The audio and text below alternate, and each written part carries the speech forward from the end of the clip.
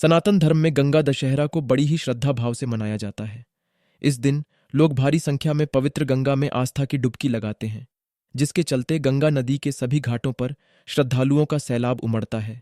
इस दिन मां गंगा की पूजा करने के साथ इस व्रत कथा का पाठ जरूर करना चाहिए। पौराणिक कथा के अनुसार प्राचीन काल में भागीरथ नामक राजा अयोध्या में रहते थे। उन्हें भगवान श्रीराम का पूर्वज माना जाता है। एक बार राजा भागीरथ को अपने पूर्वजों की तर्पण करने के लिए गंगा जल की आवश्यकता हुई। उस समय मां गंगा सिर्फ स्वर्ग में ही बहती थी। तब मां गंगा को धरती पर लाने के लिए राजा भागीरथ ने कई वर्षों तक कठोर तपस्या की, लेकिन फिर भी उन्हें सफलता नहीं मिली। चिंतित हुए राजा भागीरथ तपस्या के लिए हिमालय पर चले गए और वहां जाकर वह फिर से कठोर तप में लीन हो गए। उनकी कठोर तपस्या को देख मां गंगा बेहद प्रसन्न हुई और उन्हें आशीर्वाद देने के लिए भागीरथ के सामने प्रकट हो गईं। मां गंगा को अपने समक्ष देखकर राजा भागीरथ बहुत प्रसन्न हुए। फिर उन्होंने मां गंगा से धरती पर आने की आग्रह की।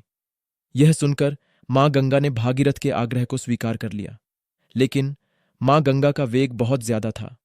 यदि वह धरती पर आती तो पूरी धरती तबाह हो जाती। इस बात से राजा भागीरथ बहुत परेशान थे।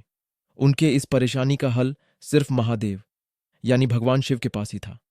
इसका पता चलते ही राजा भागीरथ ने भगवान शिव की तपस्या करनी शुरू कर दी। इस प्रकार राजा भागीरथ ने 1 साल तक भगवान शिव की कठोर तपस्या की। कभी वह पैर के अंगूठे पर खड़े होकर तपस्या करते थे तो कभी उपवास रखकर। राजा भागीरथ की इस कठोर तप को देख भगवान शिव बेहद प्रसन्न हुए और उनके आग्रह को स्वीकार कर लिया। इसके बाद ब्रह्मा जी ने अपने कमंडल से मां गंगा की धारा प्रवाहित की और भगवान शिव ने मां गंगा को अपनी जटाओं में बांध लिया। इस तरह लगभग 32 दिनों तक मां गंगा शिवजी की जटाओं में बहती रही।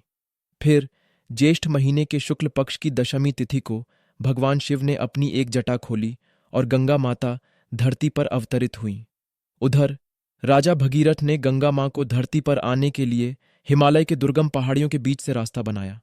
इस प्रकार जब मां गंगा पहाड़ से मैदानी इलाके में पहुंची, तब जाकर राजा भागीरथ ने गंगा के पवित्र जल से अपने पूर्वजों का तर्पण कर उन्हें मुक्ति दिलाई